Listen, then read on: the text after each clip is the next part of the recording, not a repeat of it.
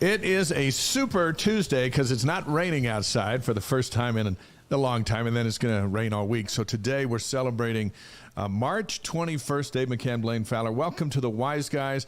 We say hello on YouTube. Please subscribe. It's free. On Facebook, like us there.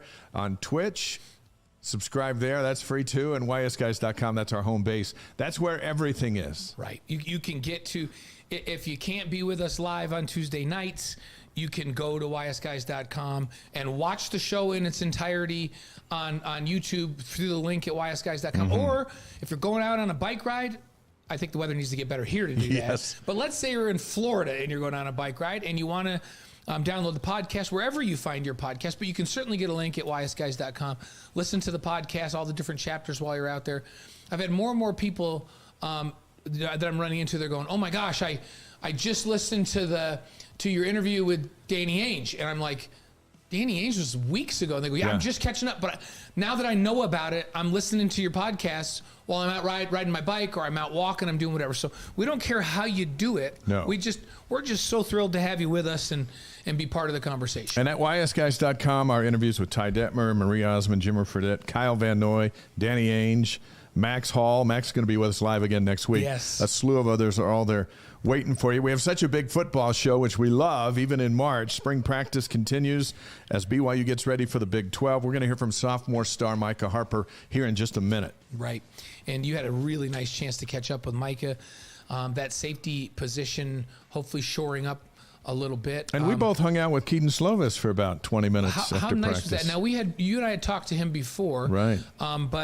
But we got to just visit with him just kind of casually for a while after practice. And every time I have an interaction with Keaton Slovis, I walk away and my first thought is, what a great fit he is for this program. Not just, he's a really talented guy that can sling it all over the field, but what a great fit for the program, for this offense. And he feels like every time we talk to him, unsolicited, he always says, I'm here because of how good a fit this is for me. And he talked to us about how careful he was in selecting where he was going to go for this last year of his collegiate career. Yeah.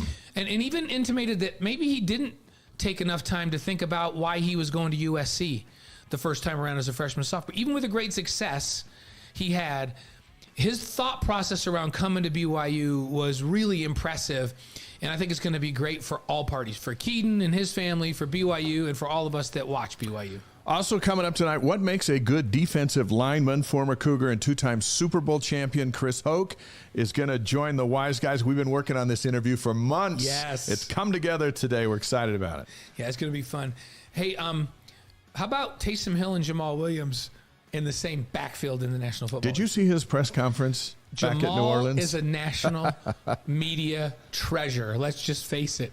And everywhere he goes, he is the best interview on the team. And you know, hey, Taysom, one of the great talents and one of the most freakish athletes. Yeah. He's a freak in a league among freaks, right? In the National Football League. But Taysom's a little quieter, right? Jamal, he'll be out there. Yeah. He will be very quickly the voice of the New Orleans Saints. Exactly. Whether they like it or not, he's going to do it. And it'll be fun. And having he and Taysom playing together again, how fun is that? You got to watch it, you know, and they've got Derek Carr back there to play quarterback. He's not a scrambler, so all the bells and whistle plays with Taysom should be full go. Oh yeah, you'll have full packages. Get down there to the 3-yard line. It's going to be him and Jamal. Where's Taysom going to be? He's going to be a quarterback. He's going to be a tight end. He's going to be a running back. He's going to whatever they need him to do. He's going to put up big yards and he's going to score touchdowns. So, all cool things. And what does Jamal do better than anybody in the league at running back? Score touchdowns, right? So, you got that right. We are going to break down the receivers and tight ends who are coming back to LaVell Edwards Stadium for the Alumni game, which is now a week from Friday. Last week we talked about the quarterbacks. Today we're going to talk about the guys they're throwing to. That's coming up in just a bit. But the developing story here on campus today is Elder Jeffrey R. Holland of the Quorum of the 12 Apostles came to BYU at the Marriott Center in a devotional and announced that President Kevin J. Worthen's time has come to an end. After 10 years, he will be released effective May 1. And C. Christopher Shane Reese will be the, I guess it's not C, it's Christopher. That's where the C comes from. So you'll always see the C, it's for Christopher. Shane Reese. And there's you with President Worthen. This was when he was inaugurated. This picture's like 10 years old. That's why we both look so young. But, man, what a journey he's been on. He's really going to go down as the president of independence for BYU on the sports side. He did a lot of great things on the academic side, so we don't want to minimize that in any way, shape, or form. But he has had to navigate BYU through independence and into the P5 and the Big 12. What a legacy he will leave. And wasn't it nice to have an attorney who understands negotiations and contracts at the helm of the university during this very critical time for BYU? And think about it. Before he was president, he was the vice president over BYU TV. And we were fortunate to have him there, as he was a big part in the development of BYU TV. Back with Michael Miner, Russ Merrill, we talked about the technical. He was the legal development of what we could do and when we could do it and how we could get games to show. And then he became president, and his duties changed. So then Keith Vorkink was the vice president over BYU TV, and that's who we work with. Right. But President Worthen has, I think he missed this. I think he missed the BYU TV days, because he'd stay after ball games and just hang out, and then we'd talk sometimes for an hour just about nothing other than how the game went and how football's going. He is so great. We're really going to miss him. But how about Shane Reese? Now, do we call him President Reese yet, or do we wait till he's inaugurated? I don't know. President to be? I don't know what the protocol is, but frankly, the first thing that I noticed was that his name is C. Shane Reese. Shane Reese. So as soon as you get a bat high, then your first initial comes out. You and I are just Dave and Blaine. We know him as Shane Reese, right? Yeah. So he'll be the 14th president. And Shane Reese, President Reese, most recently has been serving as the academic vice president since 2019 at BYU. We've gotten to know him really well during that time. He's a big supporter of athletics. He was the dean of the physical and mathematical science department at BYU from 17 through 19. And he actually joined BYU in 2001 on the statistics faculty. So been big time in academics. So 22 years. Here's what I love. This is what sports fans are going to love. So he has his bachelor's and master's degree in statistics from BYU, which is one of the great statistics programs in the country. So phenomenal, right? Right. Then he goes down for his PhD at Texas A&M. Well, part of his study on his dissertation for his PhD was sports analytics. So he's one of the world's foremost experts on sports analytics. Good. He loves sports. He knows how to look at it in every way. He's worked with multiple professional sports franchises over the years, helping them with their analytics. He's had an impact on how colleges and all those use analytics to scout and all of that. He's also been a consultant to the National Security Council, looking at analytics. And that way, he's been in lots of businesses he's consulted with over the years. So he understands sports. And analytics is such a big part of sports. He's been a huge supporter of BYU athletics. And let me just say this about President Reese. Not the too distant far past, I've watched him and seen him in the Richards building playing we call it rat ball, but just pick up basketball with faculty and staff and kids in the RB with some of the football coaches and basketball coaches in there. That's awesome. He is first of all, he's a superstar. Like, I just kind of went through his academic background. There's no denying. He's an academic and he's a superstar and a spiritual superstar too. That's how you get to be president of the university. But you know what's really cool about President Reese is people are going to find that he's unbelievably approachable, because with all of his accomplishment, he's just a regular guy, which is really, really hard to do. So we are going to terribly miss President Worthen, because he's been phenomenal. I shot him a text this morning. I said, hey, first class from start to finish for President Worthen. And my days at BYU started with Elder Oaks and President Oaks and then President Holland. And I have to say, has there ever been a bad president of BYU that we've been affiliated with? No, they've just been great. And you know what's great? Being a former president of BYU, because now all the pressure is off and you can just go, all right. And President Samuelson, President Bateman, all the recents, they're just like, I love my time there. And that calling has come to an end. And all of them, starting with Elder Oaks, have been very supportive of the mission of athletics at BYU. They understand the overall mission of the university. enter to learn and go forth to serve, right? But they recognize that athletics is a very visible part of that program. It helps to make the students and faculty well-rounded. It brings a sense of community to your university, and it's visible to the world. Yeah. So it's a missionary tool to the university. And all of these presidents have understood that, and that's how we've gotten to know them so well, because we've been involved in the athletic program for 30 plus years. Yeah.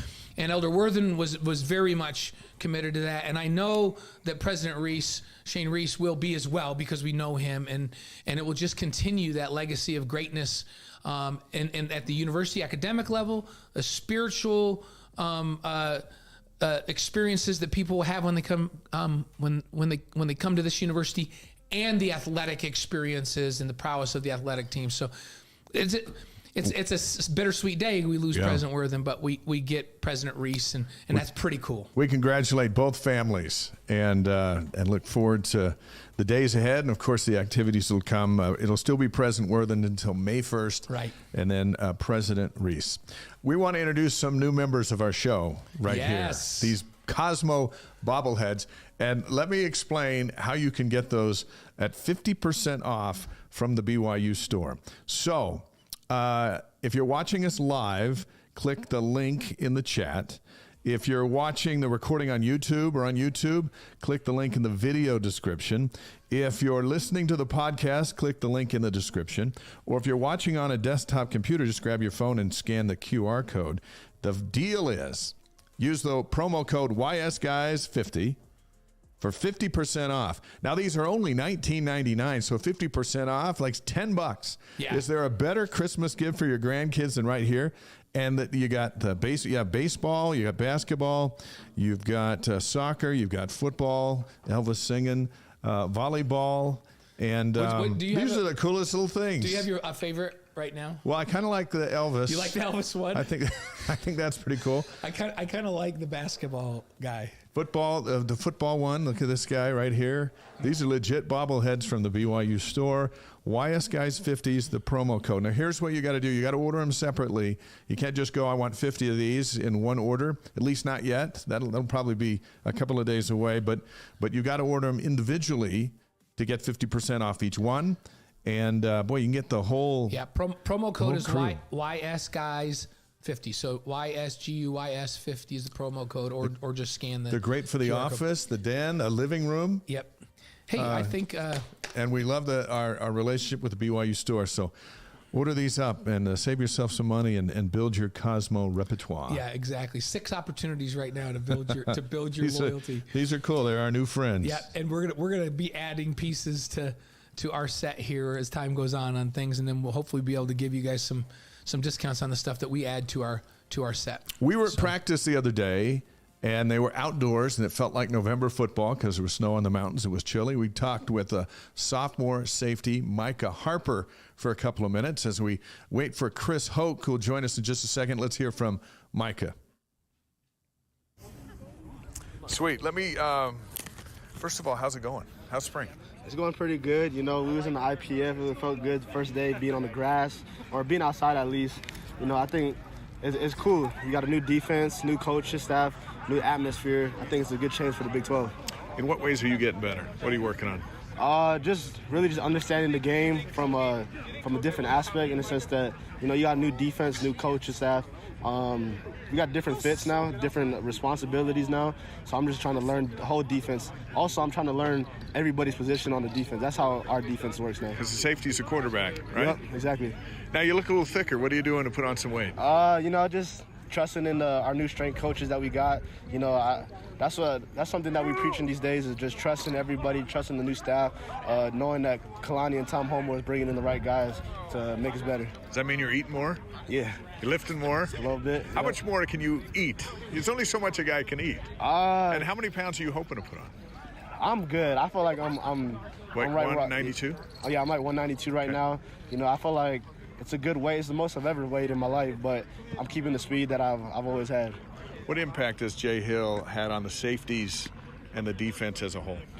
He's just bringing a new intensity. I know his expectation is nothing but the best for us, and I think that going into the Big 12, that's what we need. We need a high standard, a high bar at the end of the day, and our defense is going to be nice this year. Do you feel some zip in spring? Yeah. You know, it's been a few months since the bowl game, and it's going to be a few months till the opener, but there seems like a good vibe here. No, I like it. You know, we're going 25 periods a day. We're going really fast, you know, getting a lot of reps. It feels like we're almost in fall camp already, but, you know, we're football players at the end of the day. You know, this is what we love. Was there a play last year or a moment where you proved to yourself that you can play at this P5 level and be successful? Was there a hit, a tackle? I think my play against Notre Dame, I think it was the second drive of the game, 3rd and 8, and I made that hit on the wide out. I think that was like one of my coming out parties for sure. I think you did a helicopter. Yeah. There were bodies flying, and you jumped back up like, you know, I can be 5'10" and just as ferocious back there. Yeah, exactly. Last year you spent every day going against Jaron Hall in practice. This year you're going every day against Keaton Slovis. What are their similarities and what are their differences? Some similarities is, you know, they're both great throwers. You know, they're good at reading the defense, throwing it to the open man, dissecting it, you know, giving it to the ball to the running back if if numbers are in the box. You know, some differences is Jaron, you know, he's more of a runner. You know, he's a real dual threat, but Keaton also has shown that he can run the ball as well. When he's throwing at your guys and you, is he a challenge? Oh, for sure. You know, I mean, we didn't bring him in for average and mediocrity, so. Do you feel more Big 12 ready with him at quarterback? For sure. No, I think A-Rod, you know, Kalani, they did the right thing, getting him to come over here and lead our team to the Big 12 championship this year. You have no problem picking him off, though, right? Nah, no problem. And do you talk smack with him after you do? I do. I haven't picked him off yet, but when I will, like, you know, I'll get up there. How eager are you for September 2nd? Oh, I'm so excited. You know, this is one of the reasons why I came to BYU, play big-time football. Okay. Well, you're here now, right? Yes, sir. Thank you. Yeah, thank now you. Stay healthy. Yes, sir. Okay. Thanks for your time. Yep. We'll probably have this in the paper on Monday. That is Micah Harper. They're right on my phone recording, and you can read that article about him at Deseret.com. What do you think of Harper coming into another season? So in practice, like right after we got there the other day, before you did that interview after practice, they were in a live period, and he came up and made a hit on the running back, and I was just like, oh, that's what he is. That's what he brings immediately is he wants to be physical. He's a big-time physical presence. He's not afraid to throw his body out there and smack people. And BYU has a long history of players at both the strong and free safety position that if you come in the middle of the field, you're going to get smacked, and you know that. And he brings that and then some. And so I love his mentality. And you and I had a chance to catch up with Jay Hill a little bit. And, you know, you wrote your article for the Deseret News. And Jay, when we asked him about Micah, he said the first thing that came out of his mouth was he's an unbelievably instinctive football player. Like he just... to me, that's the best compliment. You can say, oh, guy's really fast, or oh, he's really big, or he covers a lot of ground. But when somebody starts with, he's just a football player, he's got great instincts, that's the great place to start. And that's what his first comment was about Micah Harper. BYU Pro Day, that's coming up Friday. 2 hours of coverage on BYU TV starting at 10 a.m. Mountain Time. We're going to see Puka. We're going to see Jaron Hall. We'll see Blake Freeland and 15 others doing their thing for the scouts, like running the 40 and those things that didn't happen at the Combine. And I think those are big days for Jaron Hall and Puka Nacua especially. I think the guys on Sports Nation today, I was on Sports Nation with Spencer and Jerem, and we talked about who can do the most for themselves on Pro Day. I think it's Jaron Hall. I mean, other guys may move up a little bit or have a team get interested in him as a free agent that wasn't before.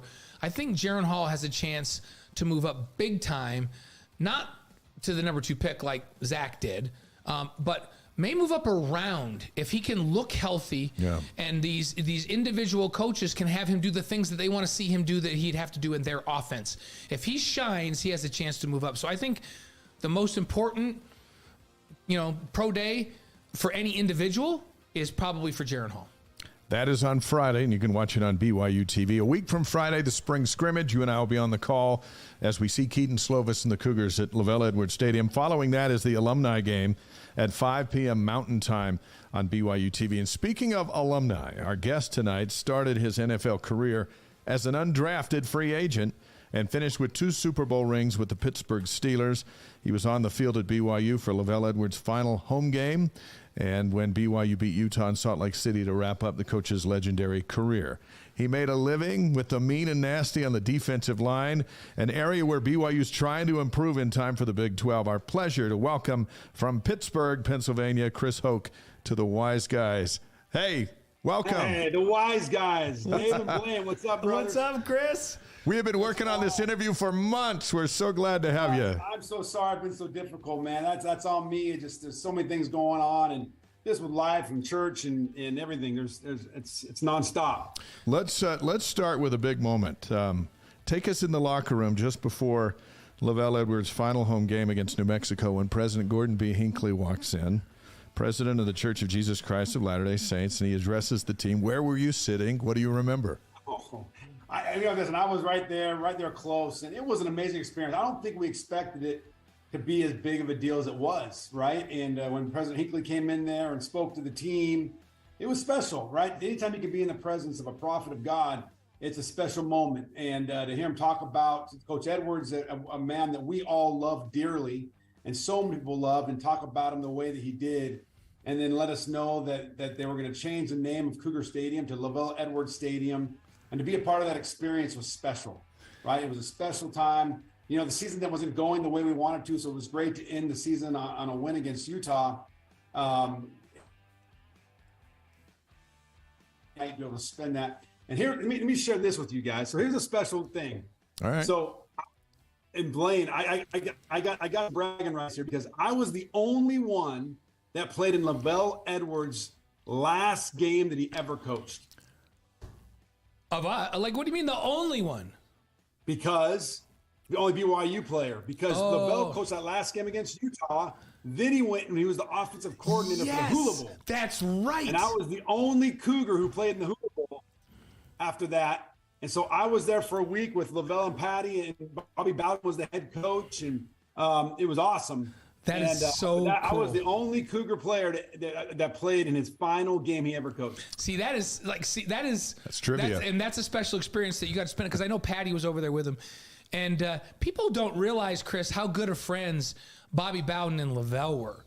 They were very close friends. And I don't know that people understand how respected Coach Edwards was in the coaching community across the country. And you got a glimpse of that when you were there at the Hula Bowl and as you went on and played. I mean, tell people a little bit about Lavelle's legacy and how these other coaches just revered him. Well, you know, for one thing, he was a heck of a college football coach, right? One of the best of all time. And so they respected him for his coaching ability, right? They respected him for, you can go back, but he was one of the pioneers of bringing the passing game. Now, they'll argue that was another guy. But Coach Edwards was part of all of that evolution, right? Of bringing the passing game into college football. And so they respected him for that part. But I think what they respected him the most was for the kind of man he was. He's just an honorable man, a respectful man. And a lot of those coaches were like that back then, guys. I mean, a lot of those old school coaches were men that were honorable, good men that were loyal to their team. They were loyal to their players. They're loyal to the university and were God-fearing. I mean, they're just good people. It's a different time right now in college football. But back then, Coach Edwards was really well respected for the kind of man he was. Yeah, well said. You mentioned that, so you played in the Hula Bowl, so you went a little beyond, but so there was that game where, isn't the famous quote from President Hinckley, "Don't muff it"? That was the New Mexico game. He said, "Don't muff it." He was talking to you, Chris. Which you guys did not do. But then the following week, you guys went up to Utah and you rallied to beat the Utes 34-27 to send Coach out with a final victory in the regular season at BYU. How much did that mean to you? To not only send Lavelle out, but to do it on the road at Utah? It can't get better than that, can it? It can't get better than that. One thing was we saved from him going out on a losing record. Yeah. Right. If we would have lost that game, the season would have been a losing record. It's been a bad taste in his mouth and our mouth. And, I don't think we knew, though, Blaine, that we were living in history, right? That this was such a big moment. You're in college. You're not worried about all those things. You're more worried about, life, and you're worried about girls, and you're worried about school, you're worried about getting to the next level when you're a senior in college. But when Coach Edwards came into the team meeting room there in the Smith Fieldhouse and said, guys, this is my last year. This was in August during training camp.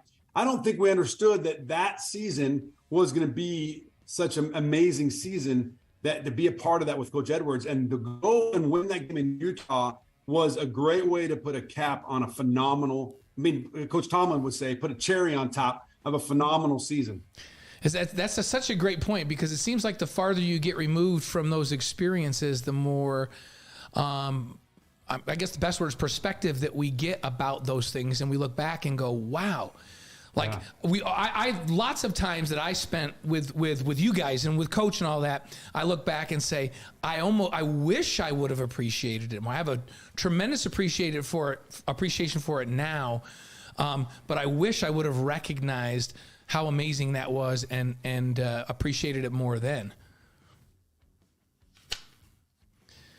So your roster years. And by the way, everyone, we're with former Cougar, 2-time Super Bowl champion with the Pittsburgh Steelers, Chris Hoke, on the Wise Guys Live on YouTube, Facebook, Twitch, ysguys.com.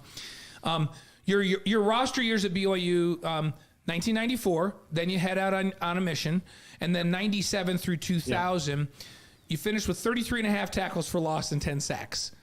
Impressive. Nice. So that's not great. No, come on, it's Chris. all right. It's Come so on. good. It was good enough to get me in the NFL. Right. So as a former D lineman, what do you want to see? Because this is a big jump for BYU to go into a Power 5 conference into the Big 12.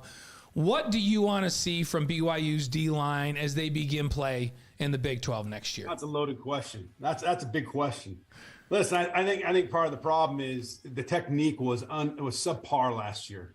And I played in a Pittsburgh Steelers defense where technique was everything, right? I mean, we had some of the best defenses. I played in some of the best defenses in NFL history with the Pittsburgh Steelers. Yeah. And it was all about playing technique and not worrying about making plays. And last year, the technique was below the line. I mean, I don't know how many times I've lost in my mind when I saw a guy playing a double team and playing two guys and didn't know how to play a double team. Yeah. I mean, my son's a freshman in high school. He knows how to play a double team. You play one guy and you anchor in them and you play the outside guy or wherever the double team's coming from. And that wasn't happening, or they weren't playing with their hands. They were playing with their chest, and they were out here like this, rather than having their hands in front of them, playing so you can get off blocks. There wasn't much technique being played. There wasn't good pad level, and the part of the frustration, I think, watching the defense over the last several years, there was no scheme.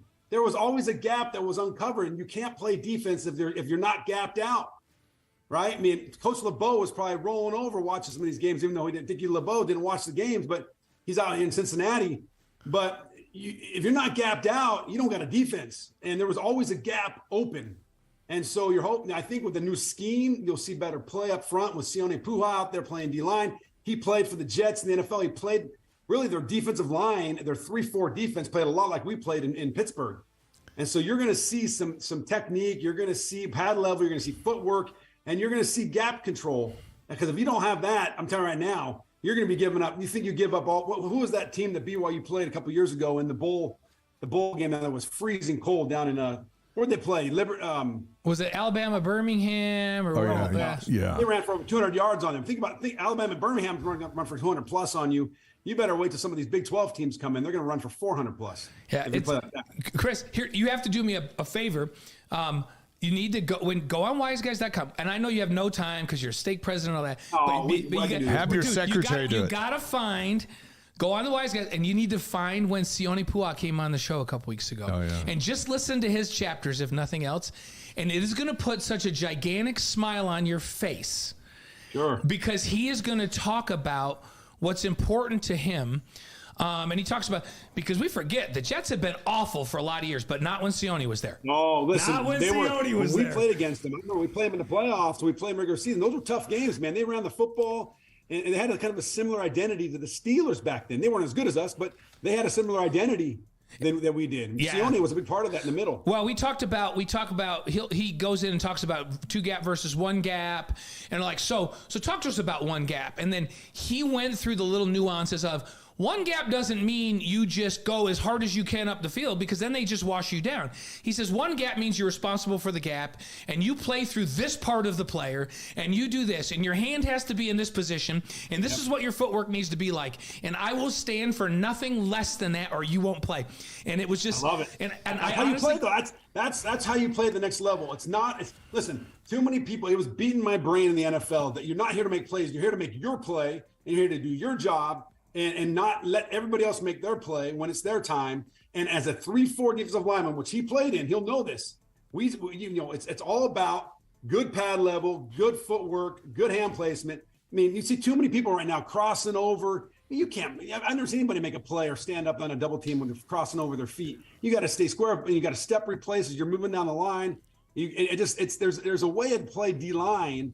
And I know Sione will get them right, because if not, they won't play. So you got Jay Hill, Jay Justin has that same philosophy. You need to listen to it for me, and then I want you to call me, and you're just gonna go, Blaine, I liked it. You're gonna like it. How do you feel about this defensive group? Gennaro's back, and then Papinga's back, and Enna is back, and you mentioned Sione, and then Jay Hill with the kind of the mastermind who was a disciple of Kalani's defense. Yeah. Yeah, I'm really excited about it. I think, Jay Hill has been proven as a head coach. He's done it at the Division I level. And I think with him having the energy and the scheme, I think we having Guck back, Justin Enna back, and having Papinga back, and Gennaro's still there. But Gennaro did a good job on the back end. And really Sione, these are guys that know what it takes to get it done. They've been on successful teams. They've been in successful programs. They're pros. And I'm really excited about the change up in the scheme. When I say this, I really mean this. They're going to be gap sound, and they're going to play downhill. Last year, they weren't gap sound. They weren't playing downhill. They were playing sideline to sideline. They weren't playing. The linebackers play downhill. They don't go lateral. And last year, they were taught to go lateral. Linebackers take a power step, and they diagnose the play, and they're blowing up everything. They want to be the first hitter. That wasn't the case last year. That wasn't the strategy. So I think this everything's going to change. The scheme's going to change. The way they coach is going to change. And I think they've got to change up some players. I think you're going to see kind of an overhaul of that team over the next few years to really fit the kind of scheme, the attacking scheme they want to have. Yeah, and they've had some transfers come in and some new young players that are stepping up.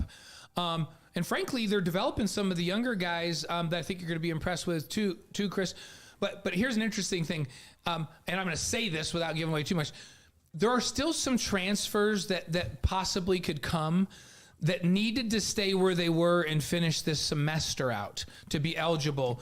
So they didn't come during the first window, but there's another window in May, and I think you're going to see BYU add a couple of other transfers on the defensive side that will be immediately helping them as they get in the Big 12. So I can't get too into that, but I can tell you that'll be good. That'll be good.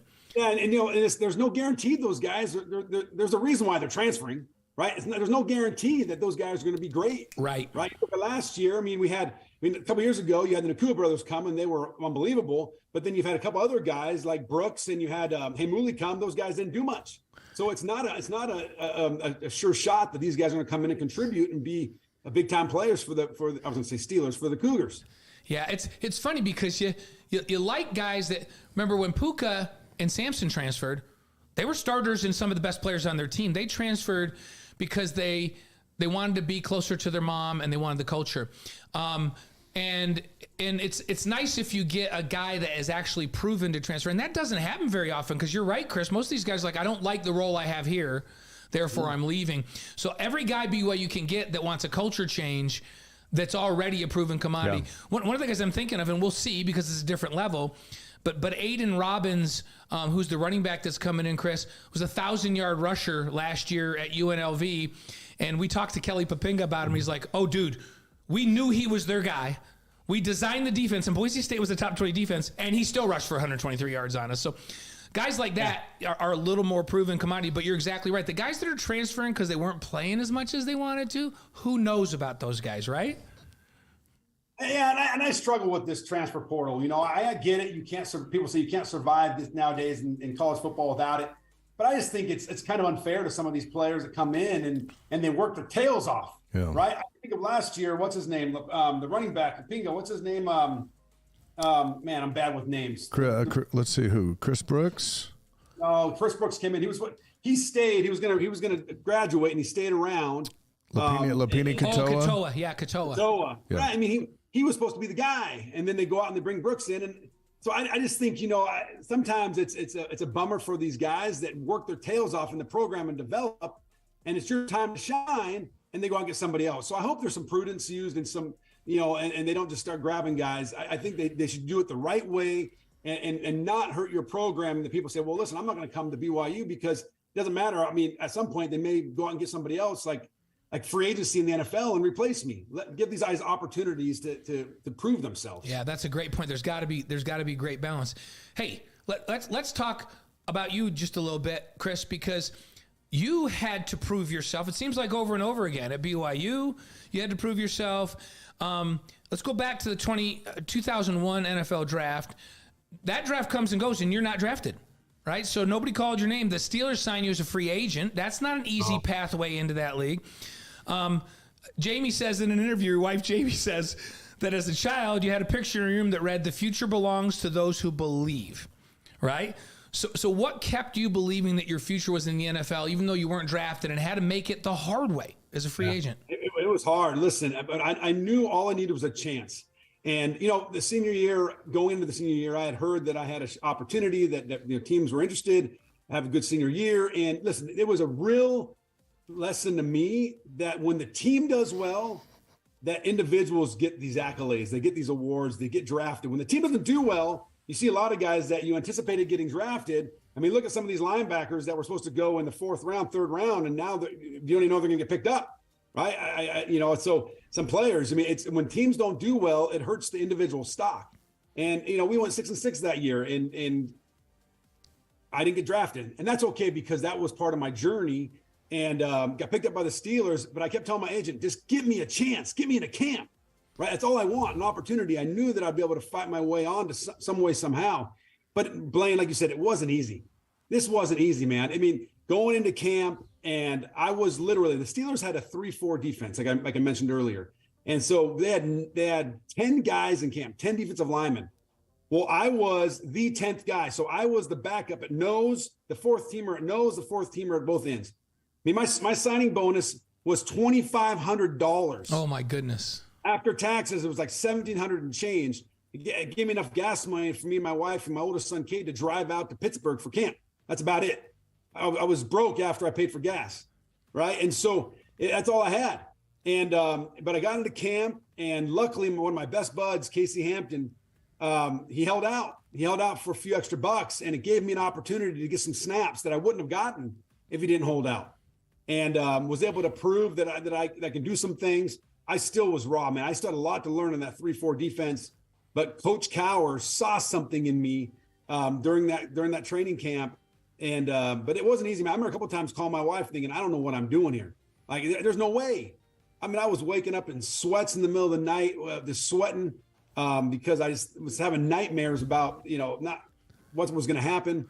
But it all worked out. The Lord had a plan, and it worked out perfect for me. You played 11 seasons with the Steelers. Yep. You won 2 Super Bowls. You got that lamp behind you, which is awesome. So you got that going for you.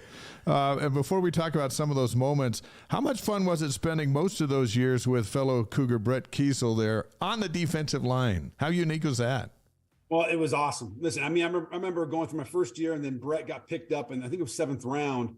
And he came out, and it was awesome. He was playing with your brother, and that position, the defensive line, we had 4 guys during my time. I played there for 11 years, but there were 10 years where we had the same 4 guys of the 6 that they kept that we played together. I mean, Brett, having that comfort with Brett and Sarah, his wife, a lot of our kids have the same age, and then the other guys. I mean, we stuck together. We became like a family.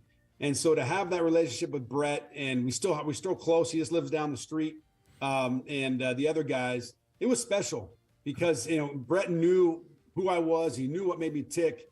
and it was fun to watch. Brett blew up, man. He did a great job and had some really great years for the Steelers. Mm-hmm. You play in 114 games. Started 18 times, finished with 83 tackles, 2 sacks, a fumble recovery, and 2 Super Bowl rings. The first of those was in 2005, where you had a tackle in that Pittsburgh Super Bowl win over Seattle. You guys won 21-10 in that game. Was winning the Super Bowl everything you thought it would be? What was that like? Well, listen, it was huge. And people always ask me, what was the best one? We played in 3 Super Bowls, that team, right? Super Bowl 40, 43, and 45. And we won 40 and 43, lost 45 to the Packers. It was everything you could dream of, right? That first game that we played in, we were up in Detroit, and we played against the Seattle Seahawks. And that was probably the greatest one because you had never been there before. It was all new. It was raw. It was just going through it was just a thrill and something you dreamt about your whole life. And so playing in that game, and I'll tell you what, a cool story about that tackle for a loss against Sean Alexander and that Seahawks. The night before the game, Coach Cowher came into the defensive meeting room there at the hotel, and he goes, listen, I was watching film. We're going to throw in this strong storm defense. And we line up in our double bubble look, nose over the center to it, tackles over the ends, and then linebackers over the guards off the ball. And what we're going to do, we're going to bring the safety down, and we're going to storm them off the strong side, and we're all going to move this way because they like to run this play. And it was that play I shot. We called strong storm. I shot the weak side A gap away from the strength and redirected as the guard was trying to cut me off. I was able to hit his inside shoulder and redirect and get Alexander in the backfield. It was a great play, a great moment for me. But just as a guy who came out as an undrafted free agent to be able to play in the Super Bowl was amazing. I mean, if I can add one more story. Sure. There, Yes, of course. I think what's really great is, you talk about those 18 starts. If you know, in those 18 starts, the record was 17-1. Oh, man. We were 17-1 in those 18 games I started. And it wasn't because of me. It was because I was replacing a guy who was one of the best Steelers that ever played for the Steelers, in Casey Hampton, first rounder out of Texas. But everybody stepped up. But it was a special time. And that one loss that we had is kind of a funny deal. We lost. We were out in Oakland playing the Raiders. We held them to 97 yards of total offense. Yeah. How do you lose? How do you lose in the NFL? A fumble return for a touchdown, and he had a pick six return for a touchdown, and we lost like 14-6 or something like that. It was just unbelievable. It was one of those games. It was kind of like when we lost to the Texans here at Heinz Field. We gave up 47 yards of total offense to the Texans. We lost that game. Just one of those freak games. When you play long enough, you're going to have those. Former Steeler. Hey, Chris, I feel your pain because anybody that watched us play in 1985 against Ohio State in the Citrus Bowl will know that they beat us 10-6 or 10-7? 10-7. Yeah, and on their 10 points, they returned an interception to the 1-yard line and scored a touchdown. Then they had another interception, got thrown for a sack, and kicked a field goal. I think they had 10 points on minus 11 yards of total offense. Unbelievable. It's just like, how does that even happen, right? Yeah, when you play the game long enough, you're going to have those kind of games, especially against the Texans weren't very good that year, or the Raiders weren't very good. It's like, what in the heck just happened? Yeah, you're flying home from Oakland going, what in the world? Those games happen. total yards and lose? Former Steeler and BYU Cougar Chris Hoke on the Wise Guys tonight. He finished his senior season at BYU in 2000 with 15 tackles for loss, earned second-team All-Mountain West Conference honors. Steelers back in the big game in 2009 for the wild 27-23 win against Arizona. Now, there was a swing of emotions in the last 4 minutes of that game. Let's go through them. First, the defense gives up a bomb to Larry Fitzgerald, and the Cardinals go up by 3 with 2:37 to go. What happened? Just somebody biting, we called it biting the cheese. Somebody saw something underneath. And Coach LeBeau and Keith Butler, who was the linebacker coach at the time, became the Steelers D coordinator when LeBeau left. They talk about all the time, don't bite the cheese. And you have guys that come up and they see something underneath. And you always remember, this, Blaine, as a quarterback, when you have somebody running an underneath route, there's somebody right behind them running right across them. And you're trying to get a guy, a safety or linebacker, to bite on that inside route or underneath route, throw over the top. And I won't call anybody out, but somebody bit on the cheese, and the ball was thrown, and it's a nice throw to Larry, and I could have played that a little better. Ike Taylor, our corner, but it was a play, but it set up for a dramatic ending to win. Yes. So quarterback Ben Roethlisberger drives the team down the field. He hits Antonio Holmes with a game winner with 35 seconds left in the game. Happiness is restored. What did that feel like? It was unbelievable. I mean, it was crazy. And listen, we always felt we were so confident those teams, Blaine. We always felt like we were going to win a game. We worked so hard during the week. We practiced. There were times when we'd get out there on Sunday and the game felt like it slowed down compared to how hard Coach Cowher practiced us. And so we got out there. We always felt confident we were going to win. So even when they scored that touchdown, we knew, hey, we got an opportunity. We got a chance. And we were in the Super Bowl. We won the last one we won. We're going to march down this field. And to start it off, if you remember, I think it was the first play of that drive, Chris K. Moyatu, Utah Ute. Yeah. False starts. So we're sitting at 1st and 15 to start that drive. And we still march down that field. Just one of the greatest finishes to that game. And I'll tell you what, the one thing that set that up, that would have never happened if at the end of the first half, James Harrison would have intercepted that ball and took it back for a touchdown in the half. That's right. There's plays. Everybody thinks the plays won in the last game, last play of the game, but there's little plays all along the way that make a difference, and they forget about a pick six that sets you up to be in a position, and then people always forget about what happens in the first half, but it's all part of the game. We're going to talk to you about, so I want to ask you one other thing. We're going to get into some bigger picture stuff, and maybe this is a big picture thing too, Chris.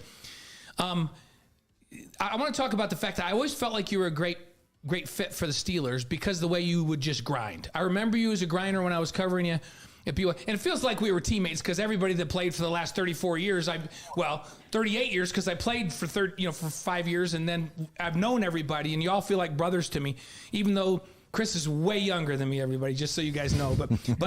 But I always felt like, man, Chris is going to do great with the Steelers because of the way he grinds. And I knew that Bill was that kind of coach and that you would be a great fit there.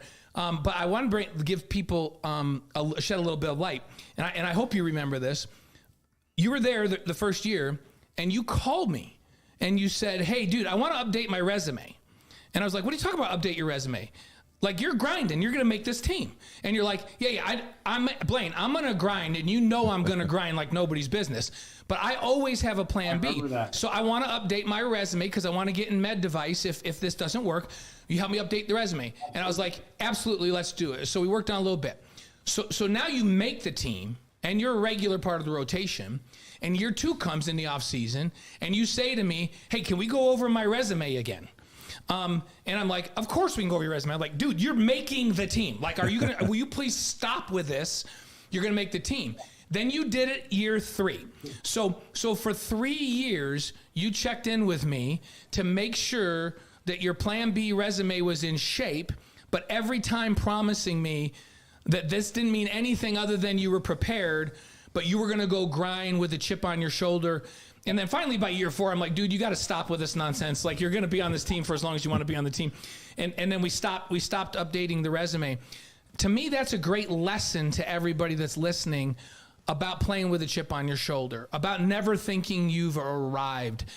Am I misreading that, or is that part of who you are, and is that why you played for 11 seasons in the NFL? No, you're totally reading it.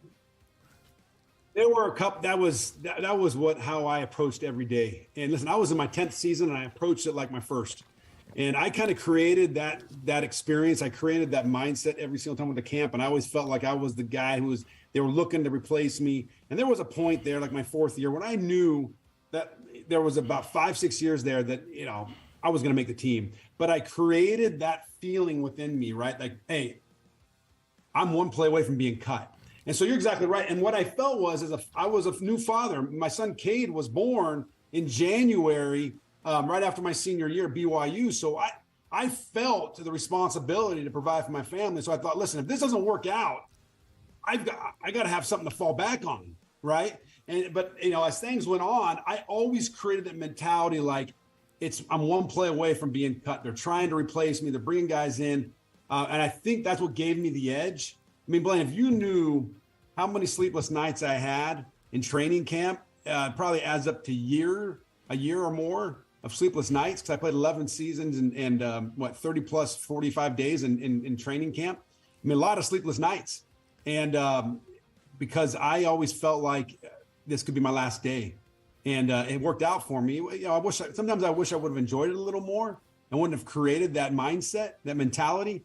But it worked out for 11 years. Well, I've always felt like that, you know, when I think of the Chris Hoke story, I think of that because I think of this is a guy that was crazy talented, but never would let himself believe he was too talented to work, right? And what a lesson for young players, right? Like, you gotta grind no matter how gifted you are. And that's the difference between okay and great. And you've been a great example of that. Yeah, I appreciate that. You know, and the thing is, you've heard this saying before, and Hines Ward, who was a great teammate, and he wore the shirt all the time because he was counted out a lot because he wasn't the most talented guy. And he'd always wear a shirt that I really, really connected with. It said, hard work beats talent when talent doesn't work hard.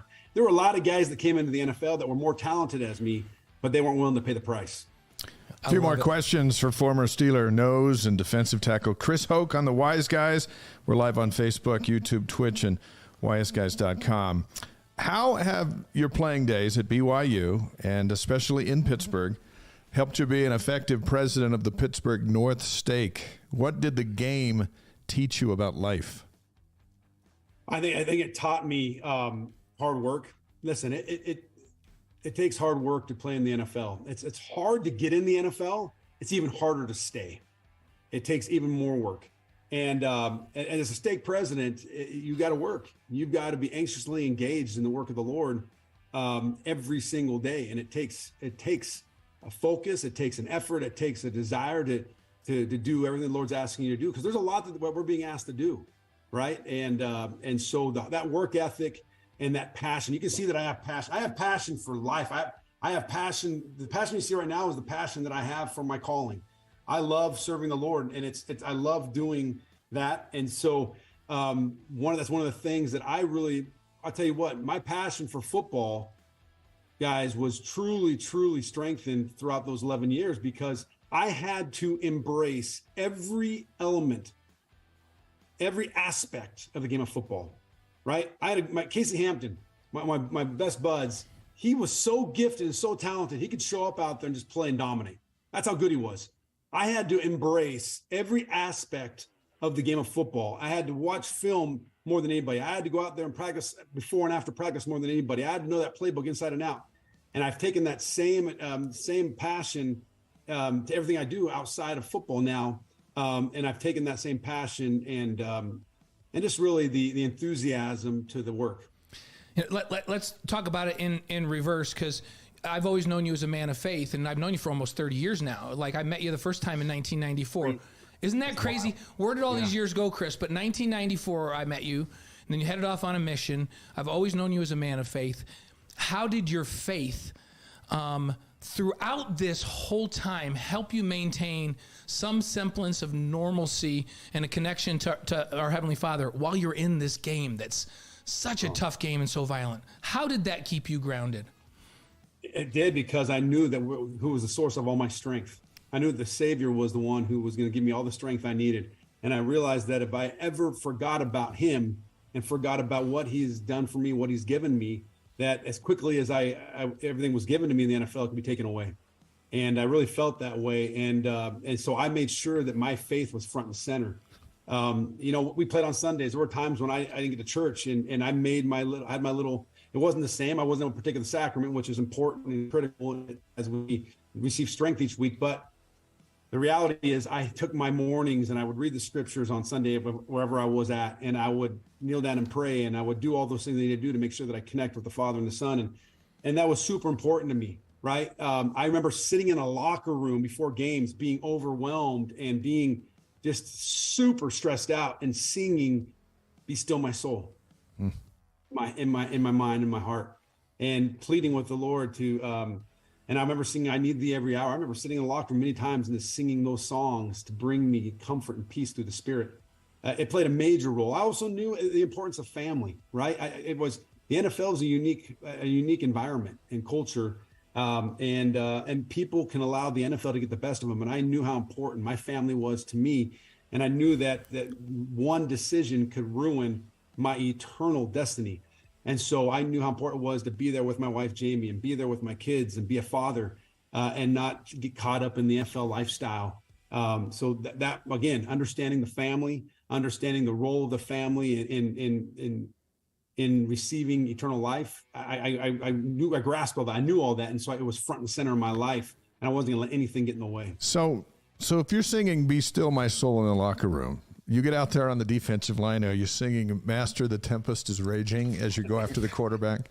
That's right. I'm singing that and going, no, yeah, that's funny. I'll tell you this, though. I remember one time we were in a preseason game against the Green Bay Packers, and William Gay, who played for the Steelers, came down to make a tackle. I was playing the weak side A gap, and he came to shoot the B gap on the weak side, and he got spun around and took out my leg. I thought I tore my knee up. This is preseason, and it was still those years when I was battling. And I remember being there on the field in complete pain and just praying for help, praying for grace, praying for strength, and the ability that this wasn't as bad as it felt. And I felt the Lord with me the whole time. Amazing. That's great. All right, a couple more, and then we're going to hit you with 5 questions and let you get back to your work. How's Elder Nate Hoke doing? Where is he serving, and when are we going to see him? Oh, man. So Elder Nate Hoke, he's going to come home, one day shy of 2 months. He'll be home May 20th. He's in Bahia Blanca, Argentina. He's an assistant to the president. Couldn't be prouder. He's just a hardworking guy. It's been fun to watch his growth and development on his mission. You know, the mission provides experiences and opportunities for growth that no other experience provides. And it's a beautiful thing to watch my son and watch him grow spiritually and watch his foundation become more and more solid, more and more firm and steadfast in the cause of Christ. And man, it's awesome to see. And, you know, we just talked to him yesterday because it was Monday, and you know, he's excited to come home. He's excited to jump back in. He's good shape, man. This kid got a lot of potential. He's 6'3", about 215, 220, and he's lost a little bit of weight on his mission. But the good thing is he's long, he's broad-shouldered. He played inside linebacker in high school, so really he's got a lot of position flexibility. He can play. Can he play? Anywhere. Because you and I have talked about him before. Because he's got that length and range. He could play inside. He could play outside. He could even move down and play a rush end. Right? He could play any of those. Exactly. That's what I was telling my wife yesterday after we hung up on the call, is because he played. I said, listen, he played inside linebacker in high school, and so he understands all those reads.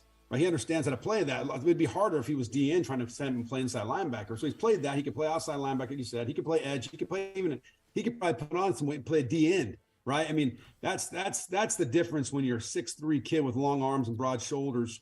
And so I'm excited to see him come back and see his growth in that way. Fun stuff. So are we going to see him fall semester in class out here getting going, or what? I'm not sure yet. I know that they have these guys that. Yeah, I'm sorry. Sometimes there's a little delay there, so That's I apologize okay. if I'm talking over you. I don't know exactly. Sure, I was out there a couple weeks ago, and I think there's a deal there where they kind of like to grace some of these guys because he's coming home May 20th. I'm not sure what's going to happen. I know that he would like to get out there and train and let's see where he's at and let chips fall where they may. And if it's gray shirt, it's gray shirt. He's still a pup, guys. I mean, he'll come home from his mission May 20th. He's still 19 for 8 more days. So he's a youngin. That's young. Yeah, so it's an interesting fly. Like, so Kalani came in, Chris, give you a little, and I know you've been talking to these guys, and they noticed the percentage of guys back from their mission in their first year of serious injuries compared to everybody else was off the charts, like not good. And so a couple of things. First of all, they changed out some things in the strength staff because they want to do things differently. But Kalani said, every single person that I can have come work out with the team in gray shirt to get their feet back under them, and it's not so much their musculature and their strength and speed. That comes back fairly quick. It's the connective tissue and all those things that take a little bit of time that they've lost during the 2 years, that he's just so worried about the well-being of these kids that if at all possible, they want to let them have at least a full fall semester to work out, be with the team, learn things before they stick them back out there and put them at risk. And he's holding pretty hard to that. Yeah. And then Logan Fano came as one of the top recruits in the country. And he was so good that they said, maybe we need to make an exception for Logan. And then he tore his ACL. Yeah. And then I think, Blaine, I got to push back on that a little bit, buddy. Friendly. an ACL is a freak thing, man. I just don't think an ACL. I mean, my boy Cade came back and he in that last scrimmage at Livellwood Stadium, he broke his thumb. We can blame that on the mission. I mean, come on, that's not on mission, a broken thumb. But I see what you're saying. Why are we only hearing about this now with Kalani's team? But before that, nobody ever talked about it. Yeah. Well, here I've talked about. Hey, Chris, I've talked about it for 10 years now because BYU's injury rate for return missionaries is ridiculous. We had 1 year, Chris, more ACL injuries than the entire Big 12 conference. 1 year. That could be something to do with the strength training because they're looking at that too. But there's exercises you can do to really protect that ACL, and if you don't have the right strength in the quad and right strength in certain parts of your hips and flexibility, you're putting too much pressure on the football. I've had a lot of conversations with orthopedic surgeons because that's my business, and here's what they say. They say that muscle, you lose it quick, you get it back quick. Connective tissue grows and thickens and strengthens over your entire lifetime. It's really, really slow. Over 2 years out on a mission, it thins. And it takes way longer for your ligaments and tendons, so shoulder injuries, ligament injuries, that kind of stuff. Yeah. It takes those much longer than it takes the muscles to come back. And so all of a sudden, you're playing with a torque level that those haven't had a chance to thicken up and get tough and weathered again, right? And so this is all theoretical because nobody's done a study on it, but I would tell you there's a lot of orthopedic surgeons I talk to that go, yeah, I think that's a thing. I think they need longer for that stuff to strengthen up. I think there's something to that, but I also think there's something to not hitting enough. Man, listen, we banged when we played. Blaine, you know that. When I was at the Steelers, when I first got to the Steelers, we hit. Man, we hit. And you talk to some of these guys that played in the 80s for the Steelers, and you got to condition your body, and you got to work your way into it. And if you're only hitting full speed twice a week, of course you're going to hurt yourself. Why do you think? I mean, there's more injuries in the NFL right now than ever? Yeah, because they don't practice hard. They don't hit. You would happy to know, Chris, that Dave and I went to practice the other day, and they were going live when we were at spring ball. We loved it. It was so fun. That's what you got to do. If you want to have a physical team, practice physical. If you want to have a soft team, don't put pads on. Well, it was funny because I'd said to Dave, I was like, here's the hard part. I want to see who these running backs are, but they'll never tackle him to ground, so we won't know. And then we went to practice, and I go, oh, my bad. They're tackling him to the ground. This is great. There's something to be said about conditioning your body for the grind. Yeah, I agree. Right? If you're not conditioning your body for the grind, you're going to have these injuries. So, Logan, I bet you go back and you look at the time leading up to that, I bet you he had very few full contact or putting strain on those ligaments and tendons before that. I've been wondering, there was only a couple practices before that. Yeah, and he looked like Logan looked like he looked like Hercules musculature, but he'd only been back. Like I've never seen a kid look like Hercules so fast after a mission. Like he looked like the part, and I was like, oh man, I hope like and then he was, but. Yeah, who knows? They've got to do. It's too bad we lost him too, man. That's a tough loss. Yeah. When we see Elder Hoke, we will corner him. Yes, and then we'll get him on Wise Guys and pick his brain and see how much Steeler blood he's got. I got a daughter coming to BYU next year too for gymnastics, so that's exciting. So, and you want to know what? The Elder and Sister Hoke both need to know that the Fowler House is close to campus, and when they need a little taste of home, they just need to come over and hop in the hot tub and have a visit. I will let them know that. Well, I'll make sure that the introduction is made this August. Absolutely. You got to let us get to know them a little bit. Brendan, we don't have kids at home anymore, so we love when anybody comes to visit us. So let's wrap up with 5 questions for you. Ready? Love it. Let's do it. Okay. These you don't even get to think about them. You just have to what comes to your head. I'm not real good at this kind of thing, but I'll do my best. You got these. Favorite sports movie? Oh, Rudy. No question. I love because there's this big divide between Rudy and Remember the Titans. I'm a Rudy guy. Yeah, my kids are Remember the Titans. I'm a Rudy guy. Yes, okay. That was important to me when I was in high school. Yep. Favorite singer or band? Favorite singer or band? Oh, listen. My all-time favorite is Billy Joel. I'll go Billy Joel or U2. All right. Nice. Those are good ones. Hey, Journey is coming to Stadium Fire this summer. It's gonna be great. It'll be pretty fun. Awesome. Favorite breakfast cereal? I'm not a cereal guy, but I would say if it was a granola. Oh, see, now he's going with the Danny Ainge eat healthy thing.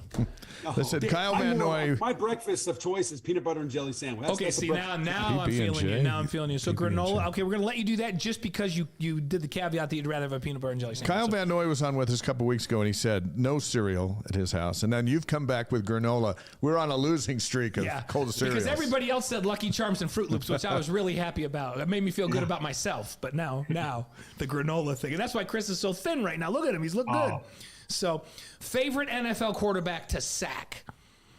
Oh, man, I'll tell you what. I think the one that the sack, I was able to get down Aaron Rodgers one time back early in his career. I love it. Did you say anything to him when you had him down? No, I think I got up so fast because I was so fired up that I didn't say a word except for I started screaming. And he may be with the Jets before we know it. I don't know. That thing's not working out so well. Your favorite Lavelle Edwards memory? Oh, goodness. You know what? It's a great story. I remember going to see him before my mission. And I was there as a true freshman and then left for 2 years. And I was super nervous about going on a mission. I thought, oh, man, if I go away from this game for 2 years, there's no way I'm going to be able to come back and be able to play at the level that I'm playing right now. Because I felt like I had a pretty good redshirt year working against Roger French and those old linemen. I felt like I really improved. And but I knew I needed to serve a mission. And I remember going to see Coach Edwards in his office, he and I, and sharing with him some of my concerns. And he just comforted me. And he assured me that I was supposed to go on a mission. And he told me, I remember this just so clearly, that he said, hey, if you go out and serve the Lord, you will come back and be a better football player than you were when you left. And sure enough, I mean, it was almost prophetic. I came back, and I mean, it was beautiful. And I really always appreciated that experience with him because I knew where his priorities were. He was a football coach. Yeah.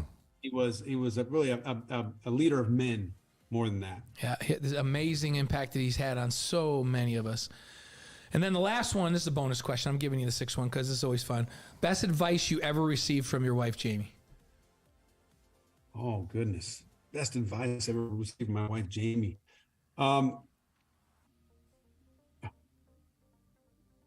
Shoot, she's giving me so much good advice. I'm just trying to think what the best one is. You know what? I think she helped me to really be a really good father. And it was just to love my children unconditionally and always be there for them. I feel very blessed to have the family that I have. We're a very close family. And so just to love my children and to love them hard and to be there for them. And that's all been, I don't know if there's really a line, but this kind of like the message she's always shared. And I feel like it's come back tenfold. Are you the first stake president in the church who is formally introduced each time you speak as a two-time Super Bowl champion? Is that President two-time Super Bowl champion, President Hoke will address us? Right. Yeah. I'm trying to think. You know what's funny is I don't know any others. There may be. I mean, what would Vi had? How many did Vi have? Did Vi have a Super Bowl? He didn't have any Super Bowls. I didn't have any Super Bowls. No, Vi's a pathetic loser compared to you. You know what? It's interesting. It's one of those things that that everybody knows about, and I become. It's funny in the church. People just look at me, President Hoke. They don't look at me as a Pittsburgh Steeler. But when you walk out of that building, in those buildings that we go into every Sunday throughout the stake, I'm not known as a stake president. I'm known as Chris Hoke, Pittsburgh Steeler. Because I still have a presence on TV. I still do the post-game shows. I still do a radio show during the week. Yeah. And so that's kind of who I am outside of, but who I really am is what goes on in those buildings every Sunday. We appreciate having you on the Wise Guys and how you represent BYU and your family and just spectacular. Thank you so much for being with us today. Hey, guys. Thanks for being patient with me, Dave. And I sure appreciate you guys having me on and go Cougs. Anything you need from us, just holler. And we look forward to seeing your kids this fall. You got our numbers, Chris. Anything you need, you got it.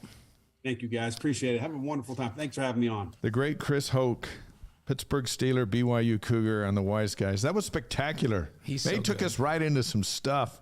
Tackling Sean Alexander in the Super Bowl for loss and singing hymns in the locker room. Favorite quarterback is when he sacked Aaron Rodgers, which is awesome. That's with good the Packers. stuff. Yeah, he's played, like Chris played in some big time games. So fun. In football, his football presence in Pittsburgh has elevated him to do so many great things outside of the church, but as a representative of BYU and the church as a stake president back there. And and you've seen it throughout your entire life, and football opens doors that are typically closed, or basketball or sports, or they just open doors for opportunities where people go, you know what, I don't really have an opening, but I really enjoyed watching you play. Next thing you start talking, before you're done, you go, you know what, I think I'm going to make an opening. I want you to be a part of this, and all those things. The way relationships develop is awesome, and so much of it is attached to what we watch, who we know. And it's interesting because Super Bowl champion is just such a rare thing, right? It's such a rare thing. And once you win a Super Bowl, it's almost like anything you get introduced at, almost for the rest of your life, it's like, oh, this is Chris Hoke, 2-time Super Bowl champion. That moniker is attached to your name, it seems like forever. No matter how you try to shake it, it's a big deal to win Super Bowls. It's really, really cool. But the way Chris handles that is really endearing, because he's just like, he doesn't, it's great, and he knows it's great, but he doesn't make that big a deal out of it, because there's so many things in his life that are more important than that. And isn't that refreshing? But yet in his den, you see the Steeler lamp and the this and that. You love it. You listen to him talk about defense, and you're just like, go tackle somebody. Well, he's still in it. And, as he mentioned, he does radio. It covers the Steelers. Yeah. And so he's still very, very much in the game and understands the pro game and understands technique and all that. So when he starts giving his opinion on that kind of stuff, it's really valid. He's a guy that still stays part of the game, which is really fun. For our final few minutes, let's go back over the alumni game, which is coming up, because we promised that we'd talk about the receivers and tight ends. Right, As we do that, Roger Thomas on YouTube sent us a question. Could BYU TV create non-Big 12 content that they could broadcast like men's volleyball, which they'll continue to do, because men's volleyball is not going to the Big 12, because men's volleyball doesn't exist in the Big 12. For example, the hockey team. That's an excellent question. We've heard that question before. I don't know, but the next time we have David Phillips on, we'll ask him that. Yeah. It's a whole new world for BYU TV as we still kind of adjust to what is it we're going to be able to do, and what is it we're not going to be able to do, and what are the options. And certainly hockey and some lacrosse and some of those things would be options that we haven't really delved in before. But why don't we ask, before we just say there's not a snowball's chance, because we're not sure, but we will ask and get back to you on that. Well, because I also think, Dave, and you and I have talked about this a bunch along with the guys we had on the show last week, but there's some things that we may not be able to do in the first year, that as we get comfortable with the Big 12 and they get comfortable with BYU, that the Big 12 may go, we don't know why we're not letting you do this. Go ahead and do this. Right. And so as time passes and trust develops and BYU becomes a full partner, I think you'll see BYU TV do more things than they do in the very first year. Yeah. And there's certainly plenty that we'll do with shoulder shows and game days and after further review, and all of those shows that we do are going to be there and then some. But I think the actual live sporting events could grow over time as the relationship builds. Alumni game coming up on March 31st. That's a week from Friday, 5 p.m. Mountain Time, 7 Eastern. Chris Hoke, that's 7 o'clock where you are in Pittsburgh on BYU TV. Last week we talked about the quarterbacks, Ty Detmer, Max Hall, John Beck, Brandon Doman. It's going to be awesome. We don't know if Steve Young's going to show up or not as a wild card. But the tight ends and receivers these guys are going to throw to are worth showing up for, even if it wasn't these big-name quarterbacks. Yeah, elite level. Let's start with the tight ends.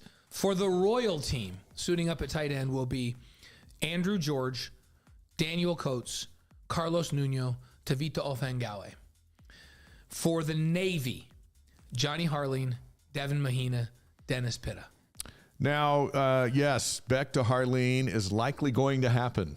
Yes, it is. As John Beck's going to throw for the Navy. Dennis Pitta is, this is the first time we've seen him on the field as a Hall of Famer. Right. Now that he's in the BYU Hall of Fame, who knows? But then you go to the receivers, and this is where you start going. One team appears to be stacked.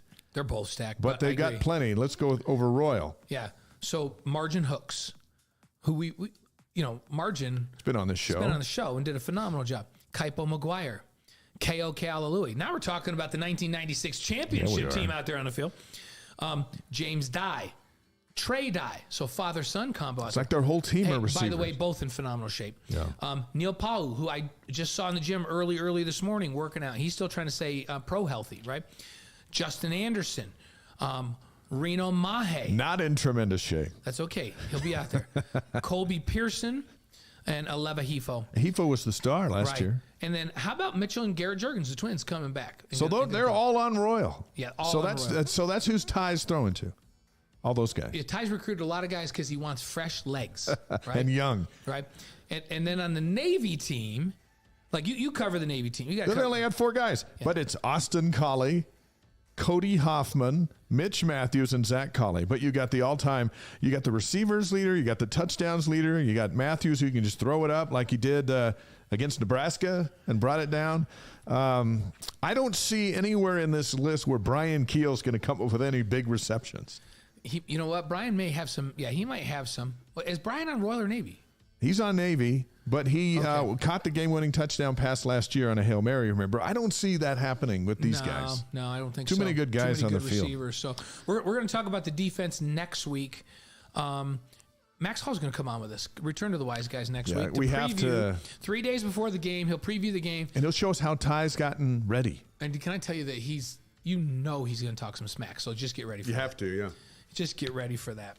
We're looking forward to that. So join us with Max next week, and then the game will be just around the corner. Unrestricted free agents. Jamal Williams signs a 3-year deal with the Saints for $12 million. 8 of it's guaranteed. I was surprised that the Lions let him go, but when have the Lions been smart about anything? And now he's going to team up with Taysom Hill and the Saints. Sione Takitaki had that 1-year deal with the Browns for $2.6. Kyle Van Noy's still out there, and Daniel Sorensen still out there. I had a really nice visit with Kyle's mom and dad the other night. And by the way, they watched the show that Kyle came on, and they thought it was awesome, as we did. And his dad works at BYU, like Kyle told us. So I talked to mom and dad, and they gave me a little insight, but I promise not to say anything. Hopefully by next week we can say something. But it's optimistic? There's an opportunity that he's been working on. Good. Kyle's going to be with the team. They just have to figure out where, and they have a decent idea of who they're negotiating with, but I'm not allowed to share that right now. All right. And then Danny Sorensen is still out there as an unrestricted free agent. So some campus headlines for you this week. The basketball season's coming to an end for the women. They lost to Rice in the WNIT 71-67 back on Friday. Lauren Gustin, just 20 points and 20 rebounds. That's all she does. That's what she does. Nani Fauatea had 20 points. We'll see those two next year. Yeah, and they struggled in the first half and came back and played well in the second half. I went to that game, and you broadcasted, didn't you? No, Spencer was on that one. Spencer did that one. That's right. But anyhow, had they gotten a better start, they had a chance. BYU signee Kaylee Woolston was named the Utah Player of the Year by Max Preps. She's a 5'11" guard, averaging 20.7 points a game. That's the second straight state title for Lone Peak. She's she's in a recruiting class of shooters that are coming in. This team is one of the top recruiting class. Well, probably it is the top recruiting class BYU women's basketball's ever had. And just in time for the Big 12, right? So men's basketball freshman Braden Moore is in the transfer portal. He'd previously committed to Rutgers before BYU and had an offer from Kansas coming out of Tennessee. Banged up this last year. He redshirted. 6'9". But he didn't look 6'9" to me. You could have told me he was 6'6". I'd have bought it. But he's in the portal. There'll be others, we imagine, as the roster shuffling and the portal shopping continues. And basketball, it's just, and you expect a couple of really good ads from the portal for BYU moving to the Big 12. I think better. I think their recruiting cachet, because basketball is just so fluid and guys come and go. I think it was even hard to get guys to come play in the WCC last year. Yeah. Now you get some 1-year guys or 2-year guys and you go, we're in the Big 12. I think you're recruiting a different level of athlete this year, hopefully. Eager to see it. So men's volleyball, 12-6, but they don't lose at home. No. So they're 8-0 at the Smith Fieldhouse. This week, number 7 Pepperdine at number 8 BYU. Friday and Saturday. They always do that where they play a couple of, they'll have a homestand. 7 p.m. Mountain on BYU TV. Jerem Jordan and Steve Vale on the call. They do a great job. Baseball team 6-12, 1-2 in the WCC. And Utah Valley earlier today. St. Mary's Thursday, Friday, and Saturday on BYU TV or the app. Weather's going to get nasty around here. We're hoping we get some games in. Yep. I'll be on the call those with Gary Scheide. Softball team's cruising along at 14-6. Right. So 3-0 versus Utah Tech and Idaho State this last week. Boise State at BYU today. Earlier today. Thursday, Utah State at BYU, 5 o'clock Mountain. That one's on BYU TV, on the BYU TV app. And then Saturday, Idaho State at BYU in a doubleheader at 1 and 3 o'clock. We'll see how much of this gets in with this weather, so stay tuned. Hey, Brighton Ski Resort here in Utah announced this week they'd exceeded 700 inches of snow this ski season. 700. Would you remember the old thing is, hey, on a great year, BYU gets 500 inches of annual snowfall at the resorts. 700, folks. It's been that kind of year. We haven't had spring yet. We're hoping to have it. Yeah. Shout out to women's gymnastics. They're in the NCAA regionals. They're going to compete in L.A. They'll start with a play-in match against Boise State on Thursday, March 29th. Also in that regional, you got 4th-ranked UCLA, 5th-ranked Utah. They're among the 9 teams invited to L.A. The top 2 move on. We're wishing them the best of luck. Hasn't been their best year. They've had some great individual moments here and there, but still good enough to get in the show. Yeah. And we wish them the best against Boise State. Yeah, and how about women's golf? They're in the Avenue Spring Break Classic in Lahaina, Hawaii, March 27th to 28th. I offered to go cover that for BYU TV if they would pay my expenses because Maui That's the kind of guy you are. Maui's my favorite place this time of year, and everyone said no. No. So I'm not going, but they are. Men's golf, they're at Stanford, the Goodwin, March 30th and April 1st, so that's coming up. Yeah, and how about Zach Blair? Yeah, Zach Blair on PGA Tour. Top 10 finish at the Valspar Championship over the weekend. I was watching Zach play. He was there. He was in 5th for a little bit. And I was like, hey, that's good money. And then dropped a little bit. Still picked up $180,000. Yeah, when you tie for 10th, you get $180,000. That's not bad. That's good. Good for him. So, all right, our March Madness Final Four selections is shaky. At least for one of us, it'll probably be shaky for me after that. You had Kansas winning the whole thing, right? So, but I had Houston, so I still got. You still got that Baylor. But I had Kansas in my Final Four and Baylor in my Final Four and Purdue. So those are gone. I had Alabama, Kansas State, and Houston in my Final Four. So your Final Four, yeah, they're still in, but the champion's gone. Yeah, it's been that kind of tournament. I watched Houston pretty closely the other day. Holy cow! You know what? Looks like a team of NBA dudes. I saw Gonzaga on Sunday night. And I saw them play the best I'd seen them play all season. They're ramping it up for And I didn't think they would beat TCU. I had TCU beating them because I didn't think they'd be tough enough. Yeah. And they were, and I was really impressed by them. TCU won this year by being like really physical and tough and defending like crazy. They're not a great scoring shooting team. I hope their whole team's gone by next year. And that came back to haunt them. Houston can defend better than TCU and has way more athletes and can shoot. I need Houston to beat Texas for me to beat Andrew and win a milkshake. There you go. So that's what's going down. I hope that happens for you. So thank you. On this day, March 21st, some interesting developments. Yeah, an NBA record 106 fouls are called in the Boston at Syracuse game. 12 players fouled out. What if we had to announce that game? I would be out of my mind. We've announced games where there have been 50 fouls and we're out of our minds. Yeah. But 106, no way. 1961, Art Modell buys the Browns for $3.9 million. What? In 2022, the Browns franchise is valued at $3.85 billion. Wow. $3.9 million, $3.8 billion. Yeah, that's with a B. That's how things have changed. Yeah. In 1963, the year of my birth, Alcatraz Island closed in San Francisco. Isn't that ironic? The year you were born, they closed the They just knew that I would bring a more calming presence to the world. Thank goodness. And that they wouldn't need a prison out in Alcatraz. No. Did you ever see that show, Escape from Alcatraz? Oh, yeah. Was that Clint Eastwood? Was it Clint Eastwood or was it, who's the guy that played the I got to see that because that got me thinking about it. I was thinking it was, I'll think of it. That wasn't Al Pacino. Wasn't it? Maybe it was. That out. We'll have to go Might have been Eastwood. This was a big night in my life. Oh, yeah, 1980. Who Shot JR? The episode of Dallas airs on CBS. Then everyone had to wait till November to find out who did it. An estimated 350 million viewers around the world tuned in to find out that it was Kristen, Sue Ellen's sister, that shot him. And who knew? Can you believe like shows like MASH and Dallas and the following that they had back in those days? Now TV's so segmented, no show has that kind of following. Yeah, and there's 500,000 channels, and we don't have the patience to watch a weekly soap. I don't even have patience. I don't even have patience to watch commercials. I flip between 6 channels. I hear you. March 21st birthdays. Yeah, 1949. Eddie Money. Eddie Money. Yep. A lot of classics with Eddie Money. And how about 1962? Matthew Broderick, Ferris Bueller. Born today. Which leads us into our Wise Guys inspirational quote of the week. This is one of my favorite quotes of all time. I would tell my kids this. I would because I think it's just so poignant and so applicable, especially today. Ferris Bueller said, "Life moves pretty fast. If you don't stop and look around once in a while, you could miss it." Isn't that the truth? Amen, Ferris Bueller. Donka Shane. How many times do we just blow through stuff? How many football seasons do we just blow through and they turn around and go, what happened is over now? No. It's everything's going too fast. You got to stop and look around. You're going to miss it. That's the point of the show, Don't the Wise Guys. miss it. We're here to just help people stop, look around, think, talk, visit, and live in the moment. That's what Keith Urban always says. Remember when we saw him down in Vegas? It's always like, let's just live in the moment right now and forget everything for 2 hours and let's just enjoy each other. And then he plays like no one else can play. But it's kind of like that for the Wise Guys. We're here to help you stop and look around once in a while because we don't want you to miss it.